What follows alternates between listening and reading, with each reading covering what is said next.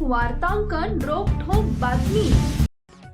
सोलापूरकरांसाठी एक आनंदाची बातमी असून लवकरच तिरुपती आणि पुण्यासाठी सोलापुरातून विमानसेवा सुरू होणार आहे। या दोन्ही मार्गासाठी DGCA कडून स्लॉट मंजूर झाला असून सेवा सुरू करण्यासाठी स्टार एअर कडून हालचालींना वेग आलाय। सोलापूर विमानतळ प्रशासनाच्या वरिष्ठ अधिकाऱ्यांनी दिलेल्या माहितीनुसार पुढील 20 ते 30 दिवसात तिरुपतीसाठी विमान सेवा सुरू होण्याची शक्यता आहे। दरम्यान हैदराबादसाठी सोलापुरातून 17 एप्रिल पासून विमान सेवा सुरू होत असून ही सेवा फ्लाय 91 कंपनीकडून सुरू केली जाणार आहे। दुसरीकडे तिरुपतीसाठी फ्लाय 91 कंपनीनेही तयारी दर्शवली असली तरी त्यांना अद्याप स्लॉट मिळालेला नाही।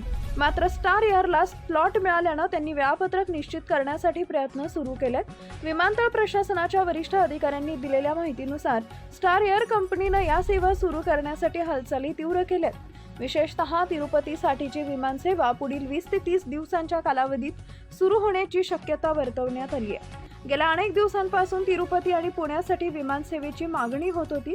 आता ही सेवा प्रत्यक्षात सुरू करण्याच्या हालचाली सुरू झाल्यानं सोलापूरकरांमध्ये उत्सुकता निर्माण झाली आहे। तिकीट दर किती असतील तसेच उड्डाणाची वेळ काय असेल याबाबत प्रवाशांकडून विचारणा सुरू आहे।